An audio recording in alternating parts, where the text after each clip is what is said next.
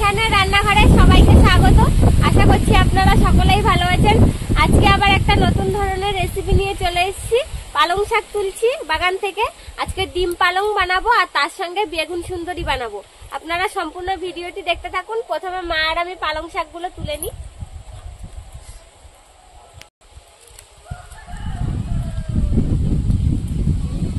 এই পাশে দেখুন টক পালং হয়েছে, এইগুলো টক পালং। কত সুন্দর হয়েছে পালং শাকগুলো। টক পালংয়েরও একদিন রেসিপি করে আপনাদেরকে দেখাবো। কত বড় বড় সাইজের এক একটা পাতা দেখেছেন পালং শাকের, টক পালংয়ের।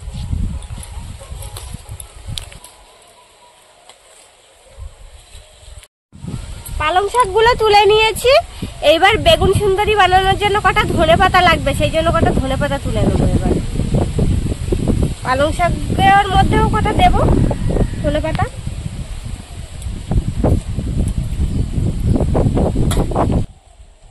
নাও ধনেপাতা তুলে নে। আগের দিন তুলে নিয়ে গেছি, তারপরে দেখো আবার পুরো ভর্তি হয়ে গেছে। কালকের বাগানে জল দেওয়া হয়েছে না, জল দিতে দেখো না লক লক করে উঠছে। হ্যাঁ, ধনেপাতা, লাই পাতাগুলো দেখো কত বড় বড় গাছ হয়ে গেছে। ফল ধরুক, আবার দানা ধরতে হবে। পালং শাক আর ধনেপাতা তুলে নিয়েছি। চলুন এবার তাহলে রেসিপিটা শুরু করি।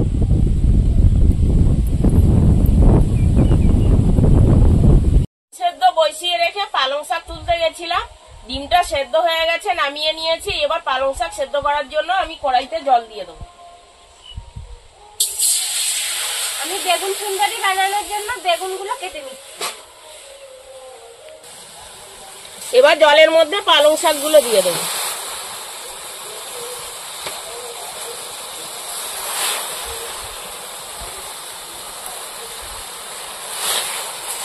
এবার পালং শাকগুলো ভালো করে সেদ্ধ করে নেব। এই শাকের পাতাটা যাতে সবুজ থাকে তার জন্য পাতার মধ্যে লবণ আর একটু চিনি দিয়ে দেবো।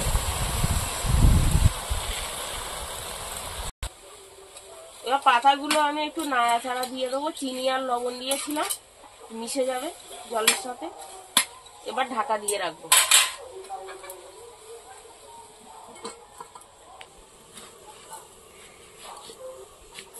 বেগুনগুলো আমি দেখুন গোটা শুদ্ধ কেটে নিচ্ছি, এরকম ভাবে কাটবো। বেগুনগুলো কাটা হয়ে গিয়েছে, এবার ধুয়ে ধুয়ে আমি তুলে নেব।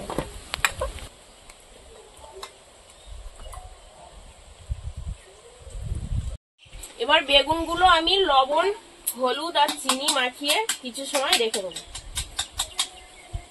আমি এবার ডিমগুলো ছাড়িয়ে নেব।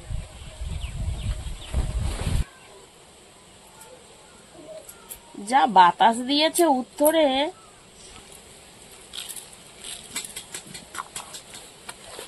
এবার ভালো করে বেগুনগুলো মাখিয়ে নেব।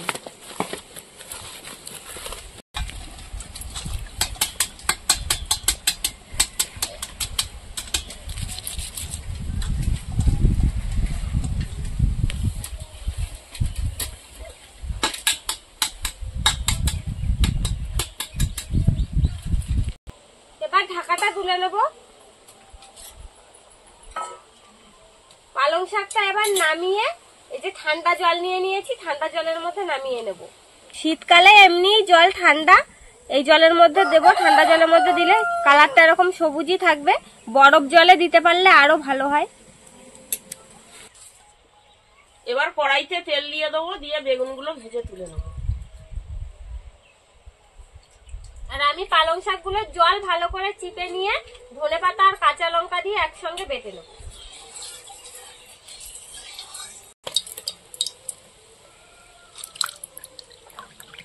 এবার বেগুনগুলো ভেজে নেব।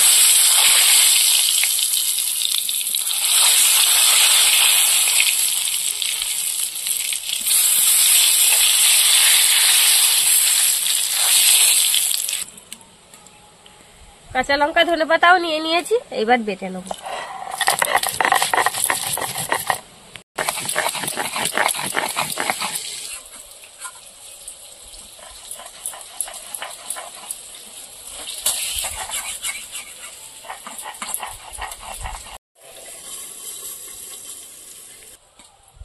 বেগুন ভাজা হয়ে গেছে, তুলে নেব।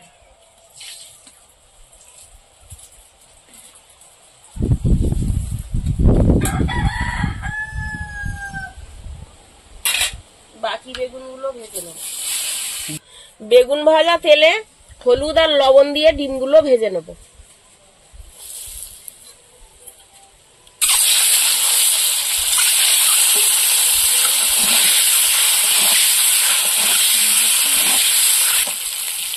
ডিমগুলো খোসা ছাড়িয়ে চিড়ে নিয়েছিলাম। চিড়ে নেওয়ার পরে ডিমের মধ্যে লবণ ঝাল হলুদগুলো ভালো দিতে যাবে। রসুনগুলো আমি থেতো করে নেব।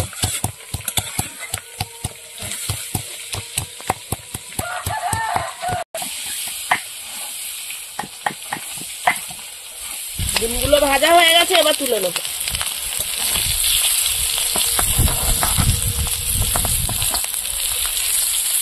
ডিম ভাজা তেলের মধ্যে গোটা জিরে দিয়ে দেবো।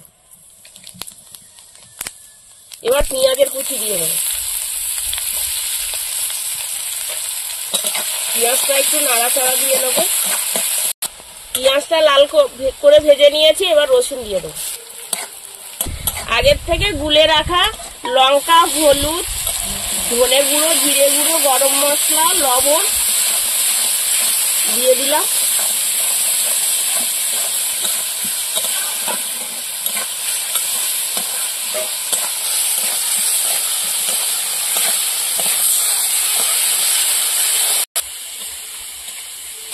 মশলাটা কষানো হয়ে গেছে, এবার পালং শাকের বাটা দিয়ে দিচ্ছি।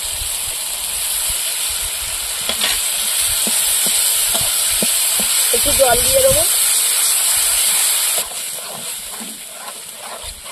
এবার ঢাকা দিয়ে কিছুক্ষণ রেখে দেবো। ভেজে নিয়েছি, এবার ওপর দিয়ে পোস্ত দিয়ে দেবো।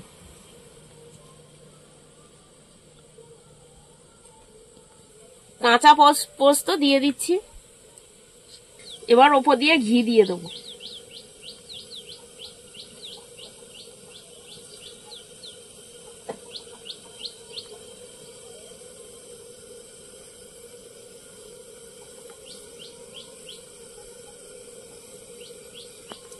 ধনে জিরের গুঁড়ো দিয়ে দেবো।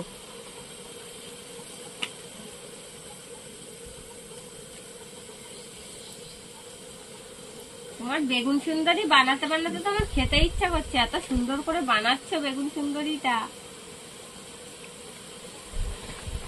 এবার গরম মশলা দিয়ে দেবো।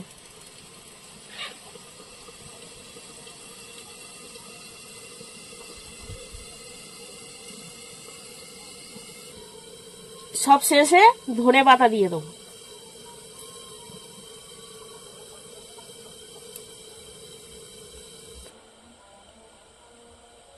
তৈরি হয়ে গেল আমাদের বেগুন সুন্দরী।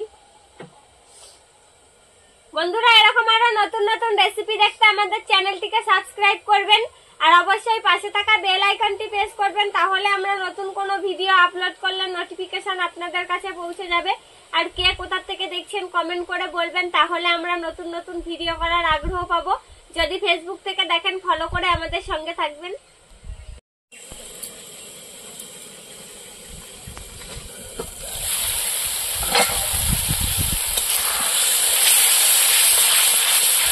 এবার ভেজে রাখা ডিমগুলো দিয়ে দেবো।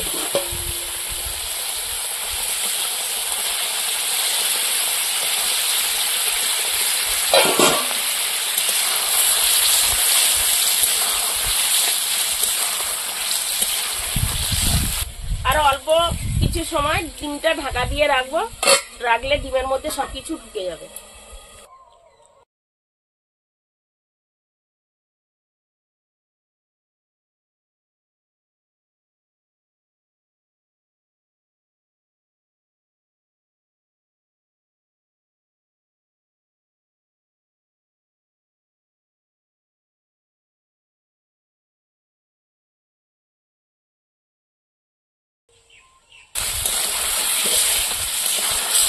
ডিম পালং তৈরি হয়ে গিয়েছে, দেখুন কত সুন্দর দেখতে লাগছে। আপনারাও এইভাবে বাড়িতে তৈরি করে খেয়ে দেখবেন, দারুণ লাগবে খেতে। হয়ে গেছে, এবার নামিয়ে নেব। আমাদের আজকের ভিডিওটা শেষ পর্যন্ত দেখার জন্য ধন্যবাদ। ভালো লাগলে লাইক কমেন্ট শেয়ার করবেন। আবার ফিরে আসবো নতুন একটা রেসিপি নিয়ে। সবাই ভালো থাকবেন, সুস্থ থাকবেন।